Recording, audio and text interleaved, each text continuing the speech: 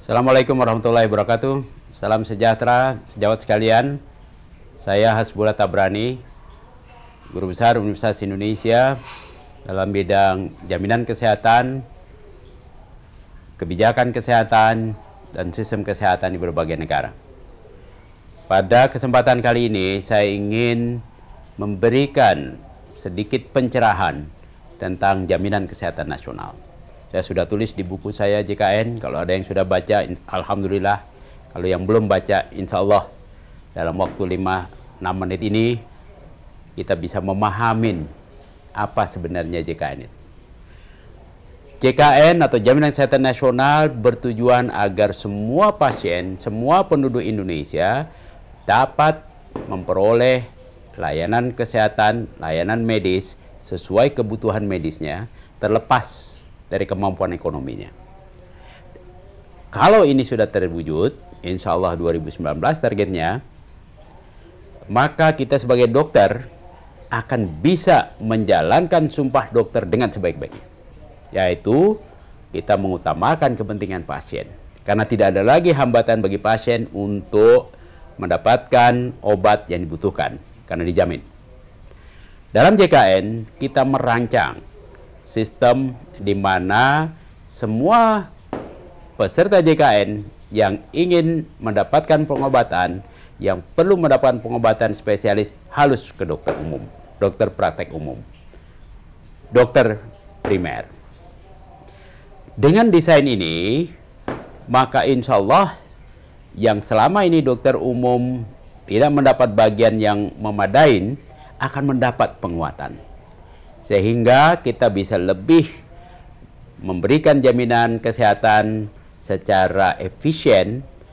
Semua dokter umum akan kebagian, yang perlu perawatan spesialis baru kita rujuk ke spesialis. Dokter spesialis yang jumlahnya terbatas, distribusinya tidak bagus, perlu dijaga supaya orang yang perlu saja yang bisa bertemu dengan spesialis. Yang tidak perlu diobati oleh spesialis, cukup diobati oleh kita dokter umum. Ini bagian dari grand design, rancangan besar JKN untuk memperkuat dokter layanan umum.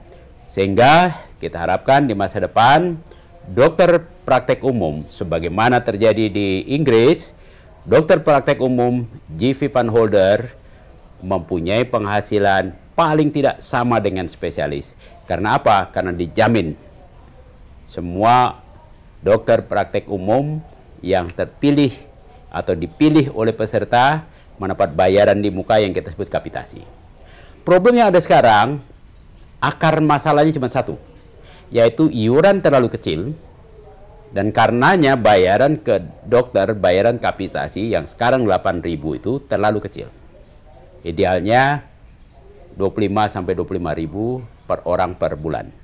Kalau itu dibayar, maka insya Allah satu dokter nanganin 2.500 orang sampai 3.000 orang, maka dokter akan bisa konsentrasi penuh menanganin 2.500 sampai 3.000 ini, dan income-nya akan stabil. Pensiunnya dijamin karena nanti akan wajib bayar iuran pensiun di BPJS Ketenagakerjaan, jaminan kesehatan keluarga jadi dijamin karena dokter praktek juga harus bayar iuran. Take home income harusnya 25 sampai 30 juta sebulan bisa di tangan. Tidak kaya tapi tidak miskin, insya Allah cukup. Dan tentu saja di masa depan ini harus naik lebih baik lagi.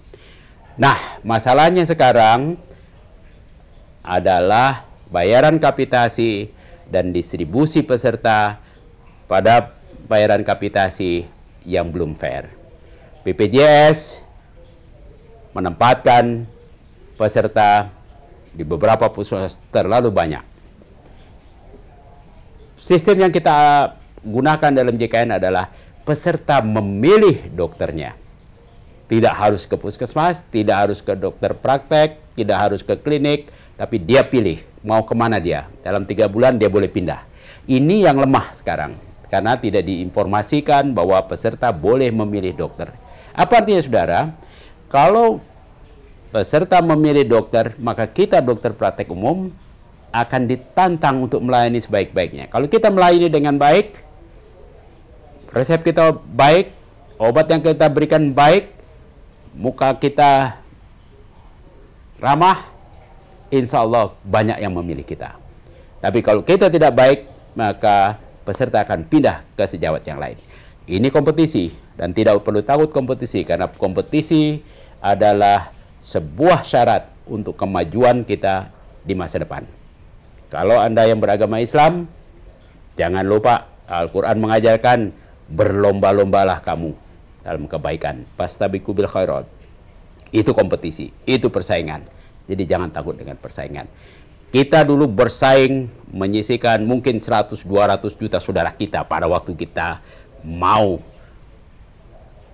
menjadi embrio. Ya, jangan takut, insya Allah kita akan baik. Demikian dulu untuk kali ini. Assalamualaikum warahmatullahi wabarakatuh. Salam sejahtera.